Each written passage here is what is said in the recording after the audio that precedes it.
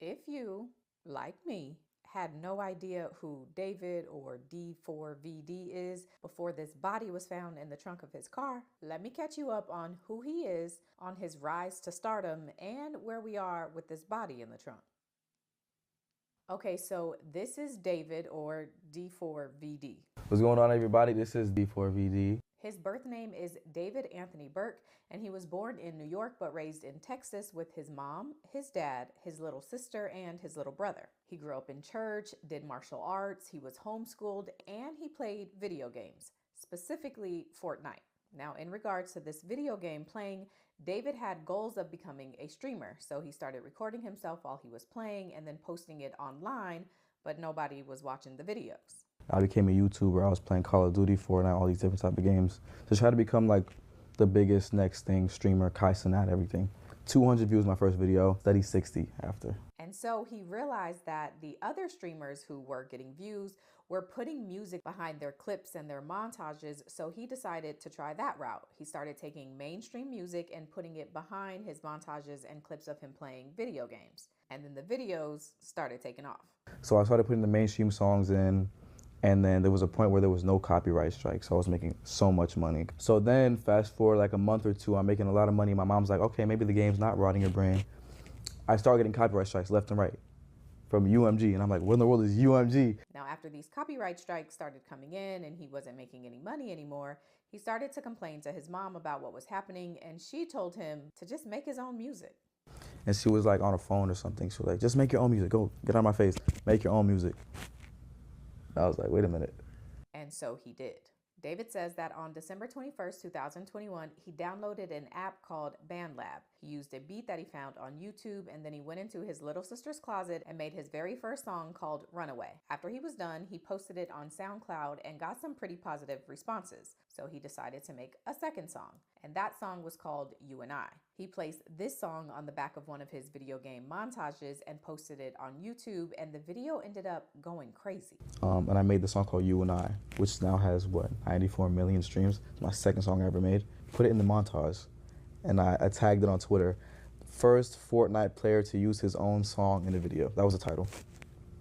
And bro, everyone was using the song after that day. He made a couple more songs, and by song number 5, he decided to create a TikTok account and branded himself as a chipmunk singer. Like he would take a popular song and cover it using a chipmunk singing voice. Doing this on TikTok got him a bunch of followers, so he decided to make an original song. He still used the chipmunk voice, but in the caption, he said that if people really liked the song, he would slow it down and post the regular version. And the TikTokers said yes. Why is it so good? Please drop. Wait, why is this actually good? Kylie Jenner used your sound. Alvin never misses. So the day after the chipmunk version of his original song, David posted the real slowed down version and got more positive feedback. 2 TikToks later, he posted another original song of his called Romantic Homicide. And this song ended up being one of his most viral songs ever. So by August of 2022, his original songs are going crazy. He's starting to make more money and get more interest off of his original music than he is off the video game montages that he started doing all of this for. Fortnite was going up, music was like down here, but then they switched. And it was making me more money too. But yeah, that's how I knew. And then because of the success of his original songs, he starts getting hit up by music labels. So I released these 2 songs in July. By August, it was Every label's called. every single one. I was 17.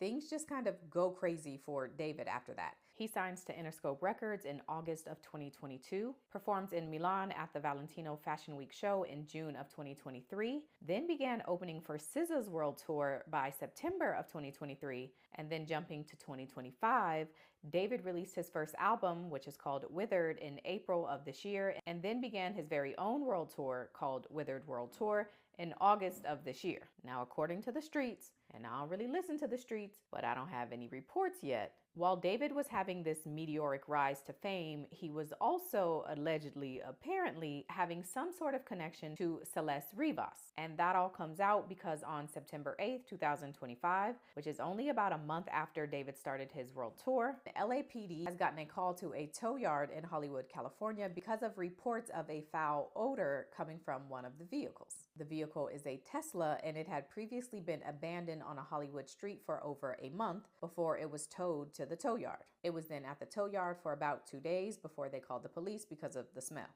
And when police arrived to the tow yard and opened the trunk, they discover a decomposed and dismembered body. The LA medical examiners are able to identify this body as being 15-year-old Celeste Rivas, who was last seen when she left her house on April 5th, 2024. Police begin investigating, and they learn that this car that the body was found in, with its Texas plates, is registered to David Anthony Burke, aka David. Now, there's been a ton of interesting developments since this has all began unfolding. First, Celeste's mom told TMZ that her daughter did have a boyfriend named David.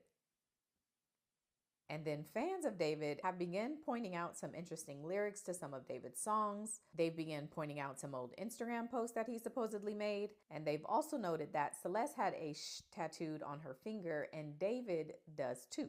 Another interesting tidbit is that fans have said David's song Romantic Homicide was released on September 7th, which also happens to be Celeste's birthday. And just so we're clear, David is now 20 years old and Celeste was 15.